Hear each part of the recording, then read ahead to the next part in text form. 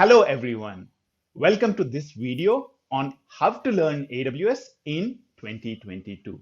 A number of learners today want to learn the cloud. Cloud is something which is becoming essential for almost everybody who's in the IT world, irrespective of whether you are a programmer, whether you are a tester, business analyst, or an architect. Irrespective of what you are doing, you might even be developing machine learning models or you might be doing data engineering. Irrespective of what you are doing, cloud is something you have to learn, and AWS is one of the most popular learning platforms. A number of questions frequently, a number of learners frequently reach out to me asking questions on how to learn AWS, how to start their AWS journeys. And that's where we have Kapil in here. Kapil is going to ask me all the questions you typically have around starting your AWS journeys.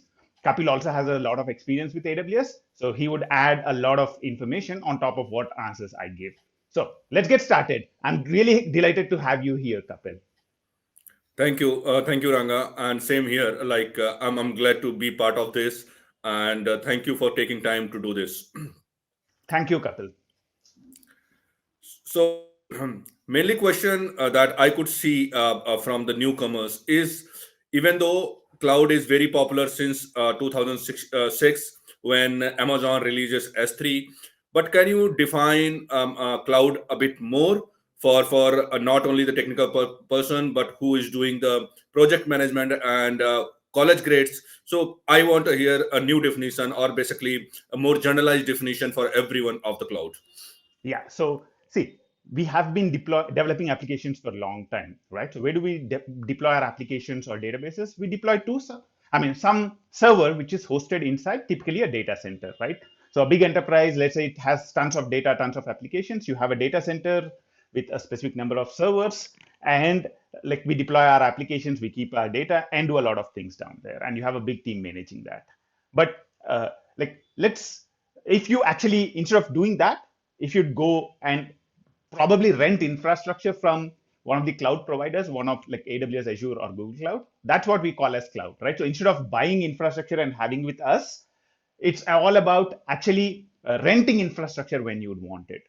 But you might be wondering why, right? So the first question is, okay, why do you want to do that, right? So think about, for example, a shopping application, right? Let's say I'm a startup, I'm building a shopping application, and let's say I'm expecting 10,000 users. And let's say suddenly the demand goes to million users. I've become really, really successful and the demand goes to million users. If I have my own data center, then I would need to buy the infrastructure and put it in place. I don't know whether I'll go to million users, but I have to be prepared to be able to scale to million users, and I have to buy the infrastructure and put it here.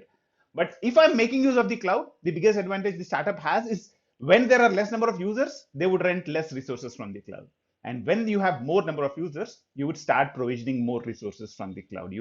So it's all about the economics, right? So it's all about, instead of having all the infrastructure lying with you, you rent it whenever you need it. Economics is just one of the factors now. Like earlier it was just economics, but as time went on, cloud is now also providing a number of other value added services, right? So there are a number of managed services which are available in the cloud, which are very difficult, are very difficult to get, let's say if you are running your own data center. Thank you, Ranga. Very much summarized. So essentially, you are saying that it will, with the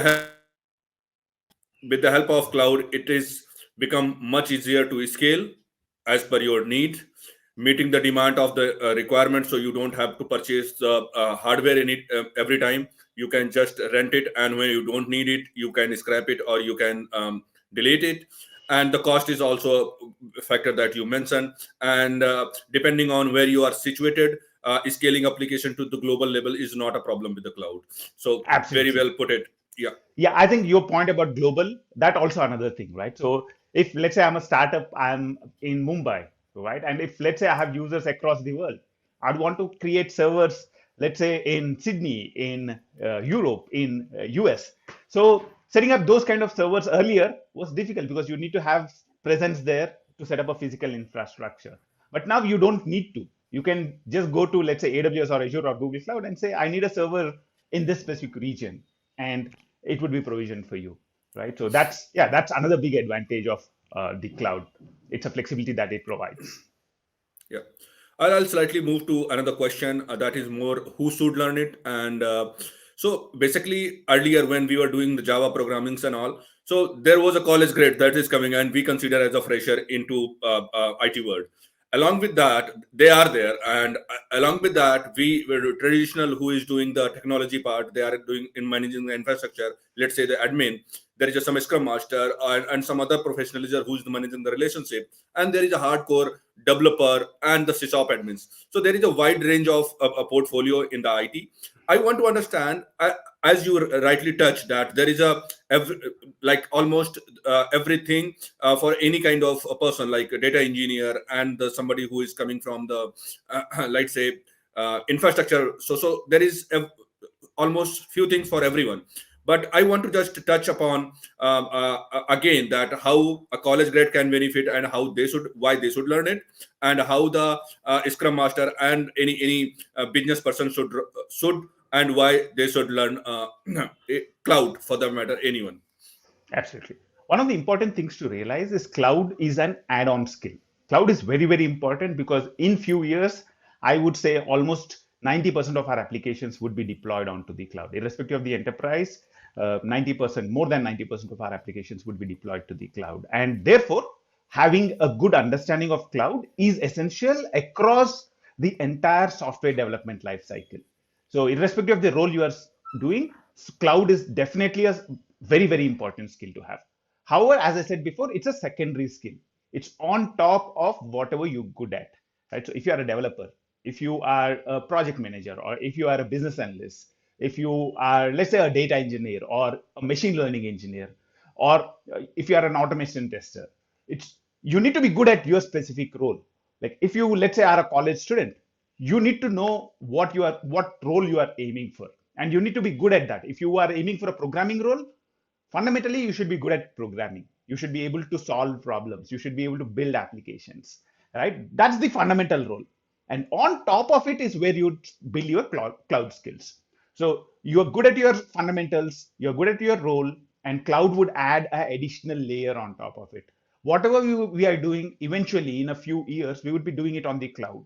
So you should be able to know what you are doing right now on the cloud. So that's the kind of thinking that people should have, right? Whoever is wanting to learn the cloud, the important thing to do is to start understanding the cloud and also start thinking about, okay, how do I use the cloud to do what I'm doing?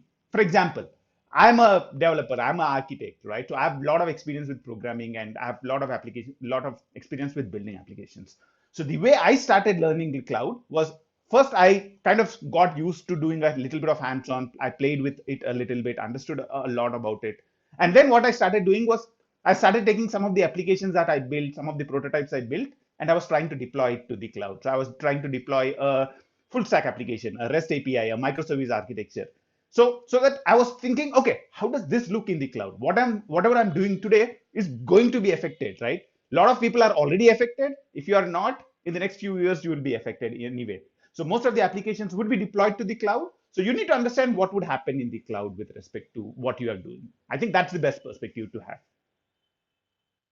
Yeah, very rightly mentioned. One thing that I would like to mention from my experience, because sometimes, and it is not our fault, like by the nature of the job, we land and we learn a certain area of the application. If you are doing the application development, somebody is hosting infrastructure for you, and you are just deploying, and maybe CI/CD pipeline is prepared for you, or you, if you are doing the manually, you are not aware of the underlying infrastructure, how the security is managed. So as a developer, you are more focused on the developing something and handovering to admin to deploy it. Or if you are doing a deployment, you are not sure that how underlying infrastructure works.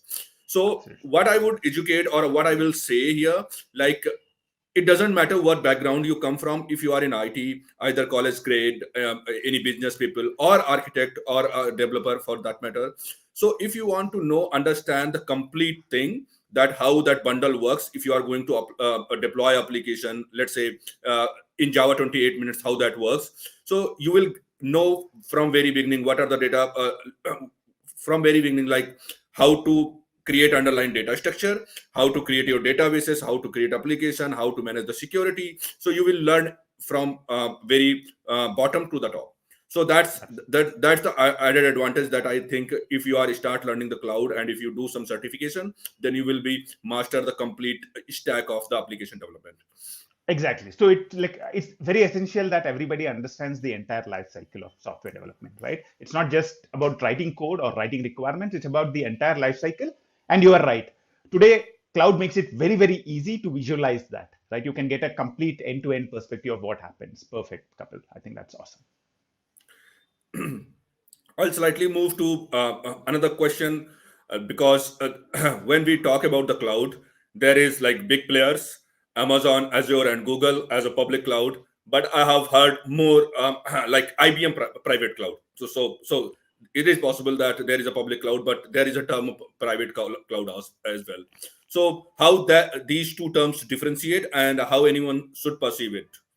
Yeah, for me, it's simple, right? So, cloud is basically provisioning infrastructure when you need it. It's not about buying infrastructure and having it, but provisioning infrastructure and it's provisioning infrastructure as you need it. So, buy as you rent as you go kind of thing, right? So, now private versus public cloud. Um, like typically, when you're using private cloud, you have your own cloud setup which is used only by your enterprise, right? So nobody else has access to like nobody else would host applications on that specific infrastructure. But when it comes to public cloud, let's say I have a data center. In that data center, there might be applications belonging to enterprise 1, enterprise 2, and enterprise 3. So basically what we are having is maybe the server is not shared, but if you look at it at a high level, the data center where everything is present, the infrastructure which is present there is shared between multiple enterprises. So the way I look at public cloud is infrastructure which is shared by multiple enterprises. Public cloud is something which is shared by multiple enterprises, whereas the private cloud is something which is specific to a single enterprise, right? I mean, so having a high level understanding is very, very important. And AWS, Azure, Google Cloud, these are probably the most popular public cloud platforms out there. Kapil, do you have anything to add there? I was like wondering, like, uh, I think it will be essential to know that when I should go for the public cloud and when I should go to the private cloud. Yeah, So one thing that I have learned from my experience, like sharing the means underlying like hardware is not a problem. It's not that much security concern because the other public cloud has managed it very well, and you are creating right. your virtual private network and doing the stuff. So that is not a that is not a problem. But when I have seen more use of the private cloud is like government and security organization, Exactly. when they are really concerned about, they don't want to miss anything, even they don't want to share anything of them. So the cloud is kind of how I see it from my perspective, from my knowledge, is cloud is just a concept that how you do the things, like you are spinning up the infrastructure through the API. So that is the underlying concept. And if you are doing for your hardware and your infrastructure, that is a private cloud. And if Yeah. you are doing with the AWS, that is a more public cloud. Do Absolutely you perfect. agree? I think, yeah, absolutely. And as you put, right, security is one of the most important consideration when it comes to whether you go for private cloud or public cloud. And also, like lot of these very, very important secure kind of enterprises need to adhere to certain standards. And those standards sometimes also dictate the use of private cloud. But if you are a beginner who are starting to learn the cloud, then probably you don't really need to worry about whether what is private cloud, what is public cloud. You can get started with one of the public clouds, AWS, Azure, or Google Cloud. Yeah. So, while we are talking about these public clouds, Azure, Amazon, AWS, and the Google, so would you like to compare how you see these three different players, and if someone is starting their journey, how they should pick up? Yeah. So I think, as I would usually say, right, this is the most frequently asked question I like face. And to be really frank, I don't have an answer to that. Right. So if your project is using AWS, or if you're sure that the project you're going to is using AWS or one of these clouds, then definitely go for that. Right. So go for the cloud which you can get real hands-on experience on. So that would be number one. However, a lot of people would be in such a state where they don't know which cloud they will be using. in that kind of scenario, what I would do is pick up a coin, toss it, and decide one of the clouds, or talk to your friends, talk to people who are around you, see who like what kind of cloud they are learning, and pick that cloud so that you have some people to reach out to when you have a question, right? So AWS, Azure, Google Cloud, these are really, really very, very, very good cloud platforms. And if you ask me 20 years, I mean, how do you decide which cloud to learn? Typically, the way we would do that is, okay, which one will be the best, or which one will be used more in 10 years, 15 years? That's the important criteria, right? When we choose something to do, something to learn. So if you look at AWS, Azure, Google Cloud, there is no question that they will be here in 10 years or 15 years. These are big companies, big pockets. They can spend anything to acquire companies. So these clouds are going to be here to stay. So pick up one of them, talk to your friends, see where you can get good support, uh, pick up that cloud and start with it. As far as I'm concerned, AWS and Azure are the market leaders today, and Google Cloud is the fastest growing cloud. So these are all three wonderful options for you to explore. Rightly said. Rightly said. I think I do agree that whatever used in your organization, you should really use that, because you will get hands-on, hands-on learning, as well Yeah, as you will have a significant improvement that you can see in your day-to-day job. On the yeah, other hand, I would like to mention few things that few public clouds does it better. So if you are doing the data scientist and you know that you are going to stick with the data scientist, yeah, then probably figure it out who does the data scientist, data engineering best. So yeah, maybe just a Google search and compare these things on the parameter of the data engineering, you will find your answer. yeah, Another thing that I would like to answer, like, it depends on the geography also. I have seen in Germany, I think yeah, Azure is heavily popular because they have invested a lot for the German government. So I just wanted to convey the message that what in whichever geography you are in, try to figure it out. What are the jobs available in the particular public cloud? Maybe yeah, you are learning the cloud because of getting the job. So you yeah, really need to understand in your geography how which public cloud are doing and how they are doing. So yeah. that But I probably would, will give you. Yeah. sorry for interrupting, Kapil. Actually, what I wanted to add was, uh, to be really, really frank, this is not such an important decision, because AWS or Azure or Google Cloud, uh, it does not matter which one you start with. The important thing is to stick with it for a little time, right? Once you stick with it for a little time, if you do it for 1 year, 1.5 years, then you would see that learning the other clouds also is easy. If you know AWS, you can easily switch to Azure or Google Cloud very, very easily. I think wonderful point, Kapil. I think you should also consider the geography into picture.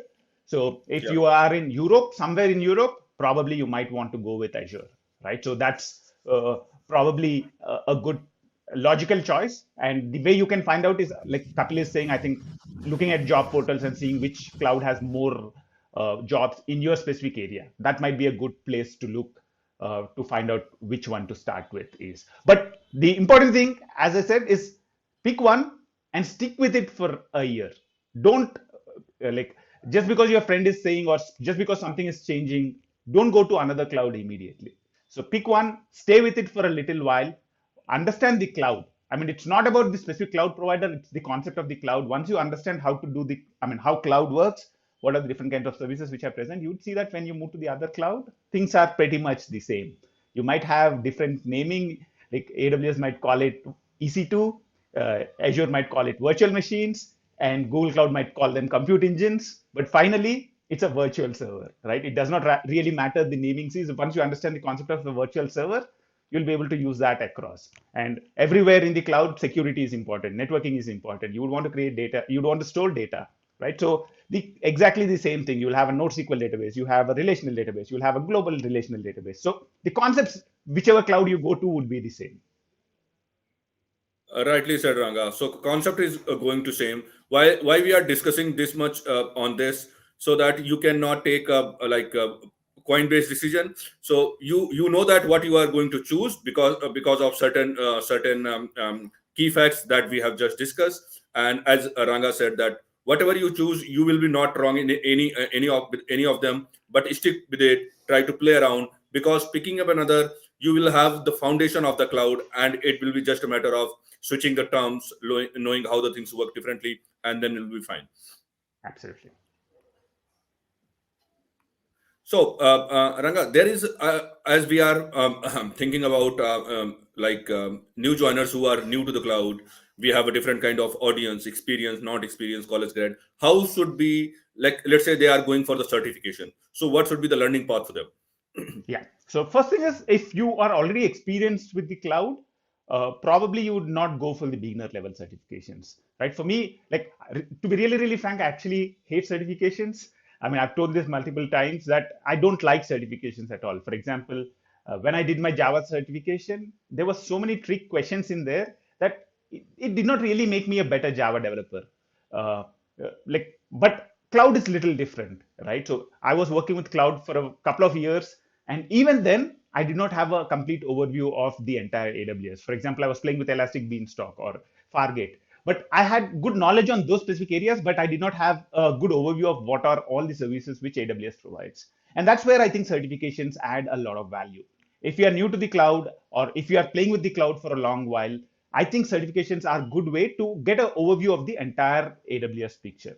However, depending on whether you are experienced or whether you are new to the cloud, the path you would take would be different, right? If you are new to the cloud, the thing I would recommend you with is to start with something like a beginner certification, right? Maybe if you are starting with AWS, then it would be like cloud practitioner, irrespective of the role you are playing. So even if you are a developer, or if you are a tester or a business analyst, any role that you are playing, I would recommend you to get started with the cloud practitioner certification, because it helps you to understand the fundamental terminology which is used irrespective of the cloud platform. You will understand not only things like regions, availability zones, you will understand the concepts of infrastructure as service, platform as a service, container as a service, software as a service. You'll understand containers, container orchestration. You'll also understand some of the important concepts around DevOps, right? You would start, like, you will understand what is continuous integration, continuous deployment, infrastructure as code. So most of the terms which are used typically in the industry, you will get a really, really good overview. So irrespective of whether you are a college beginner, or you are you have experience in the IT industry, but you don't really have any experience with the cloud, uh, I would recommend to get started with something like cloud practitioner if you are getting started with AWS. And after that, then you can go into your role specific certifications, right? If you already have experience with AWS, or if you have already done a cloud practitioner certification, then you can get into the role specific certifications. For example, if you are a developer, for developers, it's a little tricky, because for developers, I recommend first to go to solution architect and then go to developer. But for all the other roles, like if you are a machine engineer, or sorry, machine learning engineer, there is machine learning certification. If you are a data engineer, there are certifications which are specific to that. So take the role specific certification based on whatever you are doing as the second certification after you have the fundamental certification. That's kind of the overview. Kapil, you have anything to add there? Yeah, like as you said, for a developer, I wanted to point out that. So, in my perspective, if you have some technical experience and you know that you are a developer, architect, or a SysOp admin, then I think so. There is three kind of certification or four in AWS. So, especially we are discussing that AWS. So, I thought let the viewer understand that what the different certification stream we have. So, we have certified practitioner cloud, and that is the basic one, and anyone who doesn't know the IT, doesn't know the anything about, they can go for it. And it Absolutely. is it's a exam guide says that you absolutely need no experience, and it is for the business people to understand the complete horizon. So even if you are Absolutely. college grade and the business people who don't understand the technical terms, it is the way to go forward. But if you have a certain experience, you have been in IT, then I think you can choose your specific role, either soft. So there is a associate second certification that is there is associate level. So you can Mm. choose solution architect associate, developer associate, and sysop admin associate. After that, after completing these three or one of them, you can opt for the professional certification, and there is a two professional certification: professional architect and professional DevOps. Mm. So you can opt for another layer, and that is like professional one, and that is a really really tough exams. But definitely you need to have in a mind, and you need to have in a room that in your roadmap once you wanted to master the cloud in AWS for the matter. And other stream that you have is certified if you are doing the database job or if you are doing the data engineering and machine learning. So there is a specialty exam for this. So you can do these exams. I'll recommend after doing your associate level certification, you can go for the certified let's say database specialty exam or machine learning Absolutely. data analytics exam. Absolutely. So that's a way to go forward. I Perfect, think. Kapil. And just to add to people who are watching this, right? So if you are a beginner to the cloud, you don't need to understand all that Kapil is saying or all that I'm saying. If you're a beginner to the cloud, just go for cloud practitioner. And after that, you'll be able to understand whatever we are talking. You don't need to understand the different roles which are available or something like that. If you don't know anything about the cloud, irrespective of who you are, start with the cloud practitioner exam. And then you can worry about rest of the things. Yeah. So while we are discussing this, I think we have covered a lot: public, private cloud, different how to learn it. But I just wanted to touch upon what are the, because there is a misconception when somebody is going to learn the cloud, they think, oh, it might cost them. So how you are going to answer that Yeah. misconception?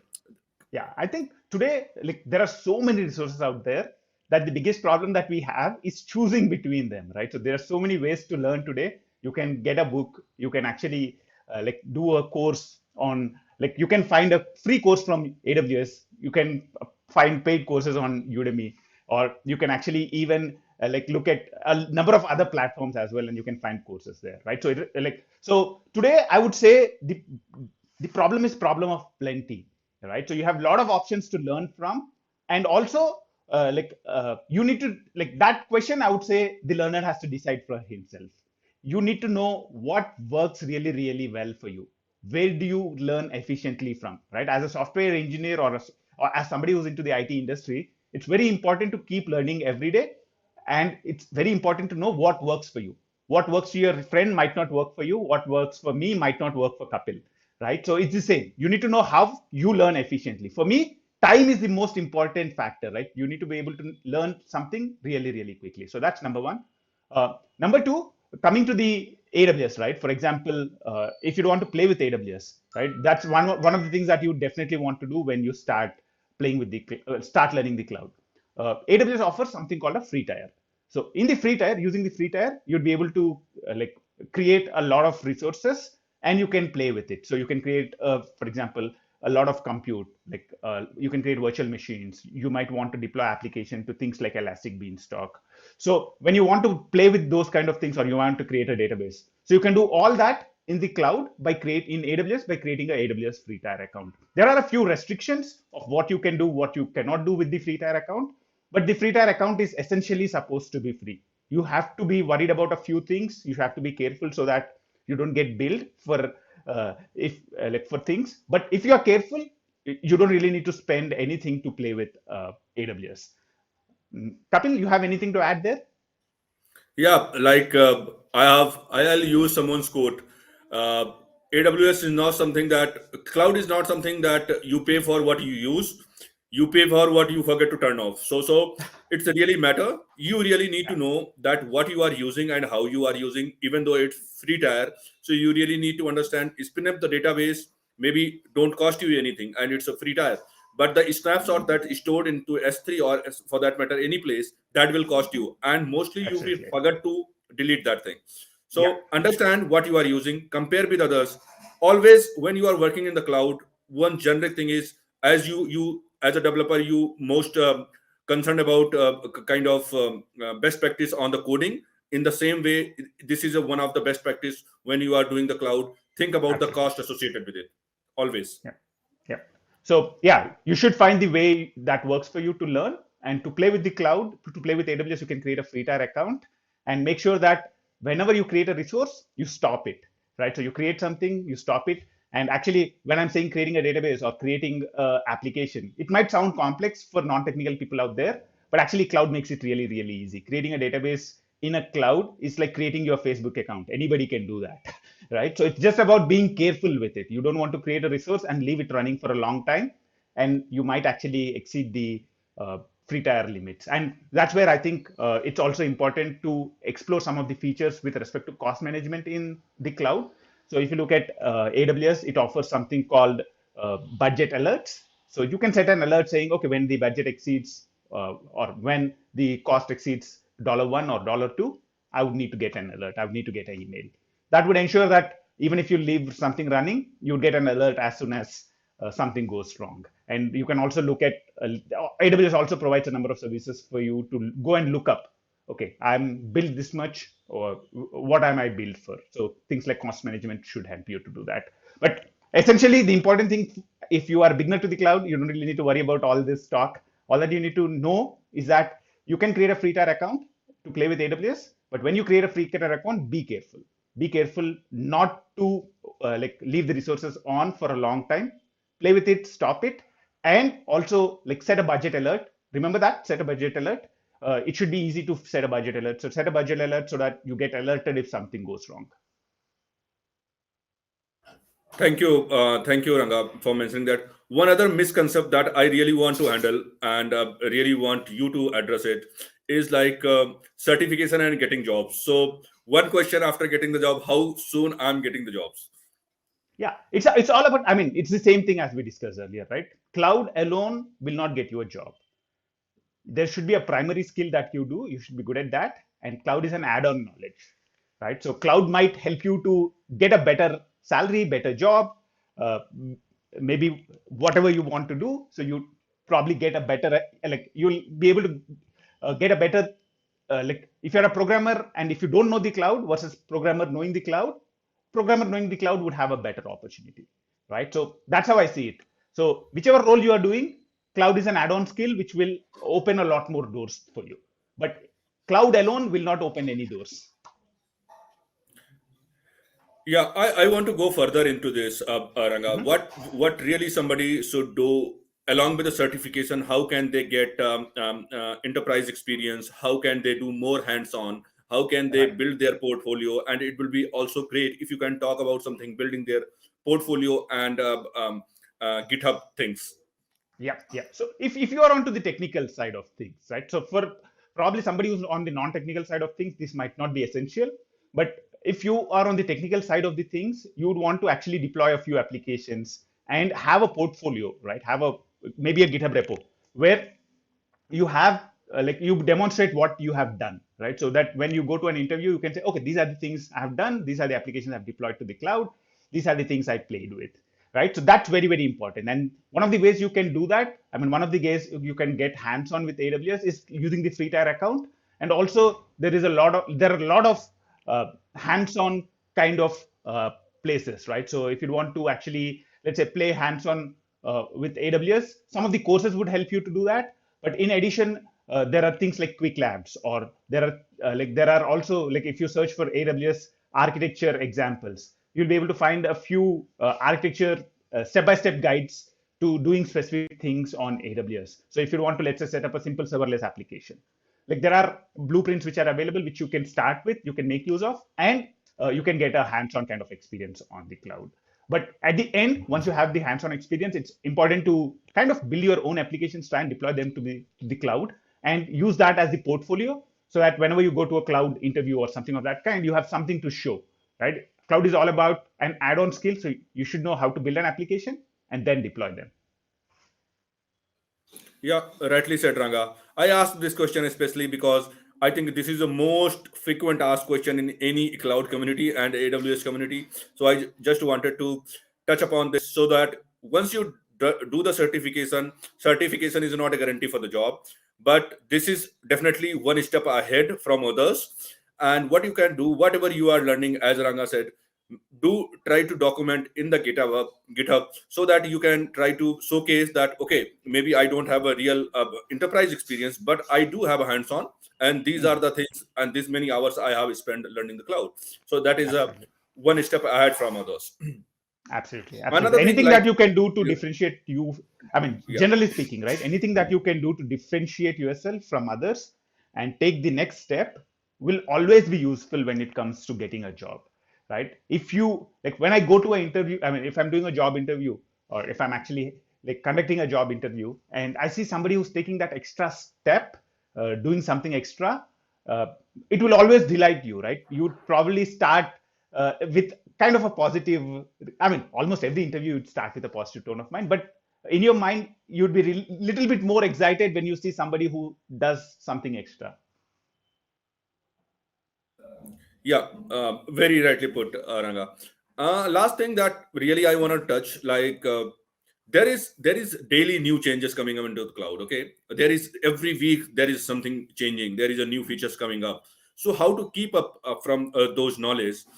Because once you are in the cloud, you are going to stay in the cloud. But having those information handy, being reviewed frequently, what are the things that a particular person should do to follow the cloud regularly? Yeah, I think AWS offers its own newsletters, right? It keeps like also there are places where you can get updates on what's happening with AWS. So if you are interested in AWS, that's one place you can be really, really active. The other important thing that you can do is, depending on the platform you're active in, right? So LinkedIn or Twitter, follow the right people, like follow the experts on the specific topics, and then you would get like their opinions, their views on those specific topics. So those would be the two tips I would give for somebody who wants to stay updated with what's happening. Kapil, do you have anything to add? No, these are the two things. I would be more specific, giving the names like follow the 21 minutes so that you can have those information handy. There is a cloud evangelist from the AWS, so you can Mm. follow them on the Twitter and follow their YouTube channels. And Yeah, same, there is a very, very good content creator in YouTube as well as Udemy. So you will have all the relevant information available on the very low cost. So you will be amazed at how much content is out there, and there is a few channels who covers day to day, sorry, weekly updates from the AWS. That is yeah. also worth to keep in mind. Exactly. And also, like, I would definitely recommend the AWS YouTube channel. So follow the AWS YouTube channel. I think that gives you a lot of information. And like, whenever I have any questions on specific architectures or things like that, the place I go to is the AWS YouTube channel. They have amazing videos from conferences and different things that they conduct. Like, really good resource. If you are wanting to remain updated in AWS, I think that's one place definitely that you would need to consider. Yeah, while you are mentioning that, I was susceptible to mention, but I'll definitely mention that uh, there is a reinvent event that Yeah. happens yearly for AWS, and they Yeah. release lot of services in there. So, and they cover this is a 3 day event, and they have covered like different services in deep technical details. So what you can do, you can just go on YouTube, search for reinvent video in your specific like technology, or for that matter services. So if you want to see virtual cloud, virtual sorry, virtual server, then you probably go and search for EC2 and reinvent videos. That will give Yeah. you in-depth knowledge of particular services. Yeah. Yeah. Cool. Cool, Kapil. Yeah, that was it. Thank you, Ranga. I think we have covered most of the things, and Yeah. it was nice talking to you today. Yeah, nice talking to you, to Kapil. Your experience is really, really valuable. I'm sure learners would learn from both of our experiences from learning AWS, uh, and gaining expertise in it, right? So the message I would want to leave all the learners with is, if you don't know the cloud, don't overcomplicate it. So just get started with the beginner AWS certification, which is AWS Cloud Practitioner, and be careful when you create a AWS retire account. So you do those two things, you can get started, and then you can worry about most of the complex things that we were talking in here. So get started. Cloud is something which is essential for almost everybody to learn. If you are in the IT world, cloud is a must-have skill today. But as we discussed, cloud is just a secondary skill. So be good at what you do, learn the cloud, get certified, and hopefully we will see you again very, very soon. Thanks a lot, Kapil, and we will see you all very soon again.